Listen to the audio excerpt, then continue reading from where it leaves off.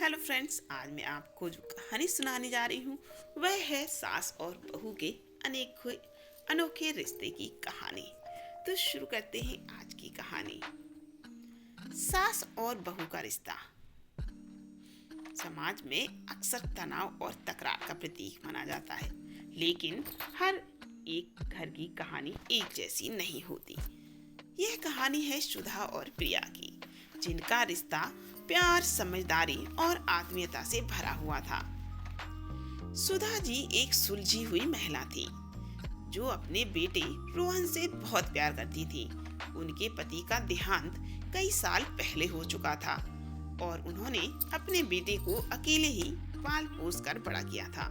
रोहन पढ़ाई में बहुत अच्छा था और एक कंपनी में इंजीनियर बन गया।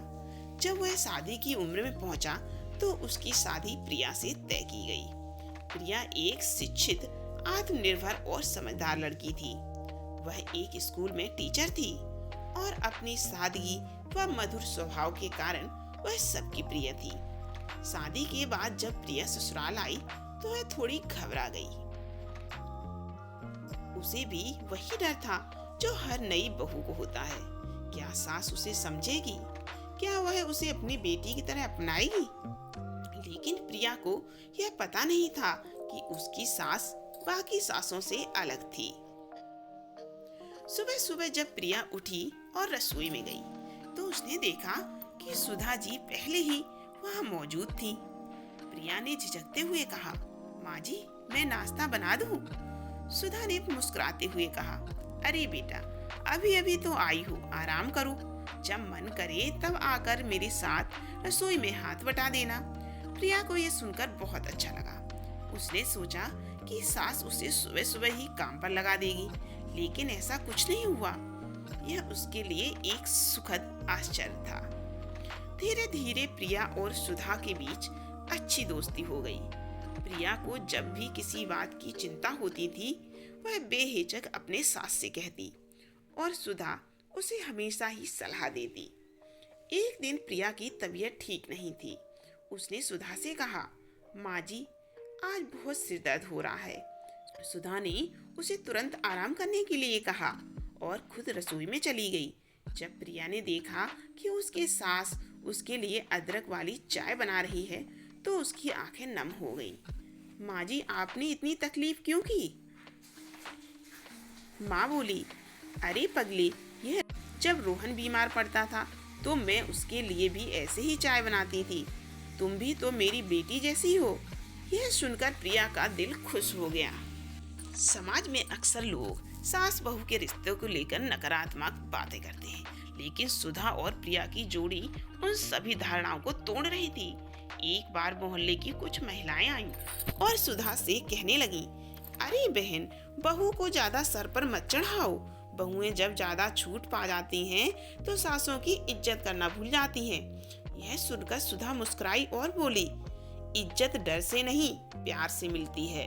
मैं अपनी बहू को बेटी मानती हूँ और यकीन मानिए, उसने भी मुझे माँ की तरह अपनाया है। अगर हर सास बहू एक दूसरे को समझे तो यह रिश्ता कभी कड़वा होगा ही नहीं। कुछ समय बाद रोहन का ऑफिस में ट्रांसफर हो गया और उसे 3 साल के लिए विदेश जाना पड़ा। यह खबर सुनकर प्रिया परेशान हो गई। उसे लगा कि वह अकेले ससुराल में कैसे रहेगी, लेकिन सुधा ने उसे दिलासा दिया, बेटा, चिंता मत करो, हम दोनों एक दूसरे का सहारा बनेंगे। तुम्हें कभी अकेलापन महसूस नहीं होगा। रोहन के जाने के बाद सास बहू की ये जोड़ी और भी मजबूत हो गई। वे साथ में खाना खाती, खाना बनाती, टीवी देखती और कभी कभी शाम को पार्क में टहलने भी जाती। उन्होंने एक दूसरे का हर सुख दुख में साथ दिया। एक दिन प्रिया की सहेली ने उससे पूछा, तुम्हारी सास कैसी है? क्या तुम्हें कभी कोई शिकायत नहीं होती? प्रिया ने मुस्कुराते हुए कहा, शिकायत? बिल्कुल नहीं, बल्कि मैं खुद को खुशकिस्मत मानती हूँ कि मुझे इतनी अच्छी सास मिली। वे मुझे एक दोस्त की तरह समझती हैं और हर मुश्किल घड़ी में मेरा साथ देती हैं। यह सुनकर उसकी सहेली हैरान रह गई।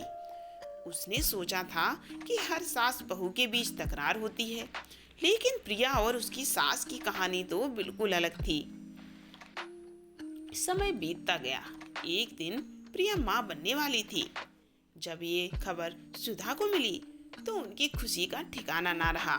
उन्होंने प्रिया का बहुत ख्याल रखा, ठीक वैसे ही जैसे एक माँ अपने बेटी का ख्याल रखती है। जब बच्चा हुआ तो पूरे घर में खुशियाँ फैल गईं। रोहन भी विदेश से वापस आ गया, लेकिन सबसे ज्यादा खुश अगर कोई था तो थी वो सुधा। उन्होंने अपने पोते को गोद में लिया और भावुक हो गई।